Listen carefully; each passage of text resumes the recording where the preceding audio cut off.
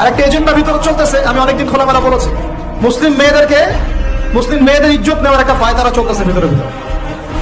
মুসলিম মেয়েদেরকে ফুসলিয়ে ফাসলিয়ে প্রেমের ফাঁদে ফেলে ইজ্জত নষ্ট করে গরমে বাচ্চা দিয়ে চলে যাবে, এর নাম দিয়েছে লাভ জিহাদ। আপনারা এগুলো ঘাটাঘাটি করেন। মুসলিম মেয়েদেরকে খুব সতর্ক রাখবেন বাসায়। আপনার মেয়ে, আপনার বোন, আপনার স্ত্রী, এদেরকে খুবই সতর্ক রাখবেন। কোন অবস্থাতেই যেন এদেরকে এগুলো স্পর্শ করতে না পারে।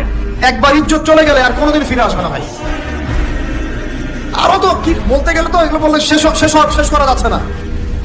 এরপরে আবার আসছে এখন নতুন ফিতনা কি, যে না ভাই আমি মনে মনে ছেলে না, আমি মনে মনে আবার মেয়ে। না, বাইরে বাইরে ছেলে, মনে মনে আবার মেয়ে। এরা আবার এখন কি করতেছে দেখতেই তো পারতেছে কি হচ্ছে। এভাবে আরো একটা 10 বছর মেয়াদী পরিকল্পনা গ্রহণ করছে। 10 বছরে যেন বাংলাদেশে এদের সংখ্যা আরো বেড়ে যায়।